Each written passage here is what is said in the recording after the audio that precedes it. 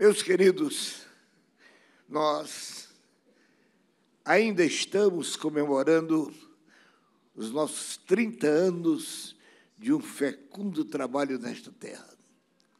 Esta igreja tem sido abençoada pelo Senhor e tem recebido também a unção do céu para abençoar aqueles que abrem os seus corações para crer em Jesus Cristo como seu Salvador. Eu estou alegre, feliz por participar desta data tão importante, que com certeza ficará marcada em cada coração presente. 30 anos da nossa igreja. Eu estou aqui me recordando quando o pastor Severino Pedro desejava vir para a América, e ele me disse por mais de uma vez, o Joel já estava aqui, ele dizia, olha, eu vou para a América, vou abrir um trabalho e entregar para o Joel. Você falou várias vezes, e, na verdade, isto ele fez, voltou para o Brasil, estava trabalhando conosco, não foi acometido de uma determinada enfermidade, e Jesus o levou para a glória. Mas o resultado do seu trabalho está aqui. Glória a Deus. Com certeza, ele receberá do Senhor o seu galardão. Queridos, eu entendo o nosso horário está um pouco avançado, porém, queria me deter muito ligeiramente na leitura do texto que nós não fazemos por uma obrigação, mas pela sua mensagem contida, que é muito importante, e nós não a abandonamos no momento das nossas santas ceias. Capítulo 11 da primeira epístola de Paulo aos Coríntios, versículos 23 a seguir. Porque eu recebi do Senhor o que também vos ensinei, que o Senhor Jesus, na noite em que foi traído, tomou o pão e, tendo dado graças, o partiu e disse, tomai, comei, isto é o meu corpo que é partido por vós, fazei isto em memória de mim. Semelhantemente também, depois de cear, tomou o cálice, dizendo, este cálice é o Novo Testamento no meu sangue. Fazei isto todas as vezes que beberdes em memória de mim, porque todas as vezes que comerdes este pão e beberdes este cálice, anunciais a morte do Senhor até que venha. Amém. Amados, Jesus Cristo veio enviado pelo Pai, trazendo consigo uma missão gigantesca, trazer o céu para perto dos homens aqui na terra. Veio ele cheio de graça e de verdade e começou a evangelizar. E o trabalho de Jesus, irmãos, era tão importante. Lucas diz que ele não só orava, não só falava, mas também fazia. Então, o seu ministério, amados, era composto de mensagens e de milagres. Isto aconteceu muitas vezes, e os senhores que leem a Bíblia sabem, o próprio João, que nos conta, acrescenta um pouco mais dos milagres que Jesus fez, nos deixa, irmãos, perplexos diante de tanto poder e de tanta graça que o Senhor Jesus revelou em benefício da humanidade. Pois bem, ele veio, pregou, o Senhor salvou, edificou a sua igreja, e quando estava no finzinho do seu ministério, da sua presença física entre os homens, ele chama os seus discípulos e passa para eles o cajado. Vocês irão continuar esta obra. Queridos, e aqueles homens, com certeza, que estiveram na companhia de Jesus durante o seu tão exíguo ministério na terra, eles procuraram, mesmo não sabendo, mas acompanhar a Jesus em todas as suas ações. Jesus estava pregando para multidões, os discípulos estavam ali ouvindo. Jesus estava orando e ordenando para um doente a enfermidade sair, eles estavam ali olhando. Jesus ressuscitava morto, eles estavam ali acompanhando. De maneira que eles acompanhavam o Senhor Jesus e depois, quando Jesus passa o cajado para a mão daqueles homens, ele disse: vocês serão os continuadores dessa obra. Eles, na verdade, sentiam uma responsabilidade, porém não tinham, irmãos, a mesma unção, o mesmo poder de realizar tantos milagres, porque, amados, eles, na verdade, já eram portadores do Espírito Santo, mas eles precisavam um pouco mais. E Jesus, antes de encerrar o seu ministério, chama e disse: olha, vocês fiquem lá no alto. Fiquem lá em Jerusalém, até que do alto sejais revestidos de poder. E eles se reuniram, aproximadamente os 130 irmãos e irmãs, e ficaram orando. No 10º dia, Jesus abre o céu e derrama do seu Espírito Santo sobre eles. Na verdade, foi um momento todo diferente. Eles ainda não haviam desfrutado o gozo, irmãos, a alegria contagiante do Espírito Santo em suas vidas. Haja vista que a comoção foi tamanha, eles falavam tão alto, eles gritavam, amados, glorificando a Deus, que chamou a atenção daqueles que estavam na cidade. Porém, ali houve um divisor na vida daqueles homens. Antes do batismo com o Espírito Santo, eram uns discípulos. Depois do batismo com o Espírito Santo, irmãos, o trabalho foi muito maior. E eu estou pensando, queridos, nós, pastores, nós os crentes, não podemos nos descuidar desta bênção maravilhosa do Senhor, o Espírito Santo, batismo com o Espírito Santo. Meus irmãos, eu tenho sentido da parte de Deus. Nesses últimos dias, sempre falo para a igreja acerca da obra do Senhor e do que o Espírito Santo continua fazendo no meio da igreja. E eu estou certo que cada crente buscando ao Senhor, cada crente orando, consagrando a sua vida ao Senhor, com certeza a operação do Espírito Santo será muito maior.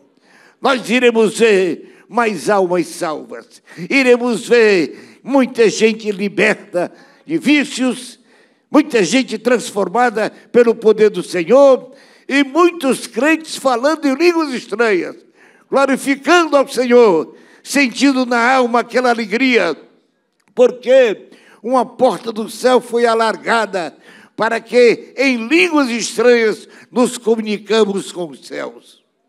Ora, queridos, esses homens deram seguimento. São Paulo, este grande homem de Deus, que recebeu de Deus um grande favor na sua vida, porque a transformação na vida do Saulo de Tarso foi de chamar a atenção a muitas pessoas dos seus dias. Porém, a obra de Deus é perfeita. Deus não trabalha pela metade. Quando Ele cura, cura. Glória a Deus. Aleluia. Ele opera por completo. Bendito seja o nome do Senhor. Meus queridos, olha, eu quero contar para vocês que foi no ano, se não me falha a memória, está com uns 3 anos ou 4 anos, a memória não me ajuda muito, mas estávamos realizando lá no Belém um trabalho com os adolescentes. Estávamos com o tempo cheio de meninos ali, aqui, jovens. Eles estavam no culto muito alegre, muito abençoado. Do quarto banco, em frente ao púlpito, estavam ali entre muitos uma família, um diácono com a família. De repente, aquele homem, irmãos, foi acometido de um ataque cardíaco, caiu morto. Tinha ali alguns irmãos médicos, foram lá, olharam, examinaram. Eu perguntei, disseram, olha, colocaram o corpo deitado no banco, e imagine vocês o alvoroço que tornou-se aquele culto. Estava tão alegre e aquilo tornou-se uma confusão tremenda. Eu, então, amados, pensei no meu coração, olhando para aquele alvoroço, o culto estava tão abençoado, e eu comecei a pensar, nós não convidamos a morte para esse culto. O que é que ela veio fazer aqui? Eu, então, falei com os irmãos. Disse, irmãos, vamos orar. Nós não convidamos a morte para vir para o culto. Vamos orar. E oramos ao Senhor. Quando dissemos amém, o irmão levantou-se, porque Deus deu a vida. Bendito seja o nome do Senhor. Mas eu estou contando esse exemplo, amados, para que vocês creiam que Jesus Cristo é o mesmo. Ele não só cura dor na cabeça, ele ressuscita morto. Bendito seja o nome do Senhor. Ele ainda continua transformando pessoas velhas, em novas criaturas em Cristo Jesus. Paulo, este grande homem de Deus, amados, escrevendo aos Coríntios, ele nos traz uma mensagem do céu. As palavras não são dele. Ele diz, porque o que eu recebi do Senhor foi o que eu também vos ensinei. E então, amados, ele passa a administrar aquela igreja que precisava de uma instrução acerca, irmãos, da Santa Ceia. E, com certeza, a igreja de Corinto pôde não só ouvir, observar, mas cumprir as orientações daquele homem de Deus. Nesse instante, nós iremos celebrar a ceia do Senhor. Jesus disse que é uma comemoração. Comemorar é lembrar de algo que se passou com muita alegria. Pois bem, tem alegria, porque aquele Jesus que morreu, ressuscitou, está conosco aqui esta noite, bendito seja o nome de Jesus, para abençoar a cada um de nós. Pois bem, e nós, crentes da Assembleia de Deus, queridos, nós pedimos ao Senhor graça para que os nossos cultos, especialmente de Santa Ceia, sejam cultos grandemente abençoados pelo Senhor. Eu tenho visto muitas pessoas serem curadas num culto de Santa Ceia. Eu tenho visto Jesus fazer milagres. Amados, Ele está conosco. Você vai essa noite aferir a sua fé, você vai comer o pão, e Jesus disse que Ele é o símbolo do seu corpo. Quando você comer esse pedacinho de pão, você está dizendo, eu tenho comunhão. Desde o porteiro até o pastor da igreja, estou em comunhão com todos os irmãos. E que coisa boa é a comunhão. Quando você pegar o cálice, aquele pouquinho de suco de uva, você estará testificando diante dos céus que pelo sangue de Jesus você alcançou vitória, comunhão com o Pai, com o Filho e com o Espírito Santo. Glória a Jesus. É bem isto que nós vamos realizar dentro de poucos segundos. Amados, mais uma vez, participar da ceia do Senhor. Mas essa ceia hoje, irmãos, ela tem um referencial todo especial. 30 anos de trabalho desta igreja. Com certeza, esta data vai ficar guardada no seu coração. Daqui a anos você vai dizer, no dia que a igreja completou 30 anos, eu pude participar do pão, eu pude participar do cálice. Glória a Deus.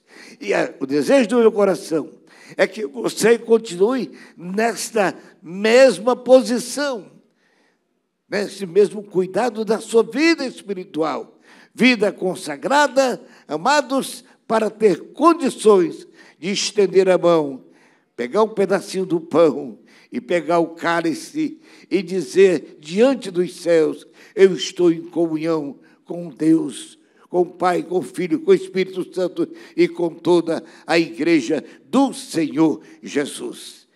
Jesus disse: coma deste pão, porque este pão que eu parto para vocês, amados, eu naturalmente ando muito e eu tenho observado que até em algumas Assembleias de Deus, irmãos, eu vejo o não cumprimento dessa instrução de Paulo. Paulo disse que Jesus, ele disse, ensinou, ele pegou o pão, partiu e deu para os discípulos. E eu me imagine, quando Jesus deu um pedacinho de pão para, irmãos, aquele irmão que era incrédulo, Tomé, você vai distribuir o pão para essa fileira de gente aqui. Tomé era incrédulo, mas não era desobediente. Ele começou a distribuir o pão, ele tirava um pedacinho do pão, o pão crescia na mão dele. Havia ali um milagre continuado, até que ele cumprisse a ordem do Senhor Jesus. Meus queridos, essa noite nós estamos aqui para participar da ceia do Senhor. Louvo ao Senhor Jesus. Eu digo a vocês que Deus tem, por misericórdia, tido paciência comigo. Eu fui batizado no ano de 1945 e desde 45 até 2025, né? Já se passaram alguns anos, né? E devo dizer aos irmãos que, graças ao Senhor, eu nunca perdi um culto de Santa Ceia, porque eu entendo, queridos, que neste culto nós temos a obrigação de olhar para dentro de si, fazer um exame introspectivo, olha para dentro de si. Paulo diz, cuidado, para que eu não coma e beba indignamente, porque quem come e bebe indignamente, Paulo disse, olha, fica fraco, doente e até muitos morreram, muitos dormem. Então, queridos, esta noite, nós desejamos que todos os irmãos presentes, que estão em verdadeira comunhão com os céus, glorificando o Senhor. Irmãos, a Santa Ceia é um momento de alegria e de gozo para o nosso coração. Você está testificando de uma comunhão.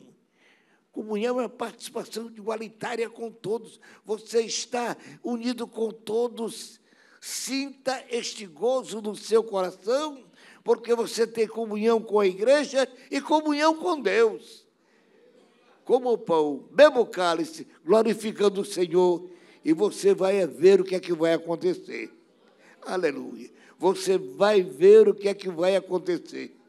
Eu tenho visto Jesus batizar com o Espírito Santo nesses cultos. Aleluia. Esta é uma bênção do céu. Amados, a Assembleia de Deus é uma igreja pentecostal e ela não pode fugir, não pode desprezar, não pode se distanciar, amados, deste grande privilégio que o Senhor concedeu a cada um de nós, nos dando o presente do céu, o Espírito Santo, para estar conosco. Deus abençoe a cada um de vocês. Amém. Glória a Deus.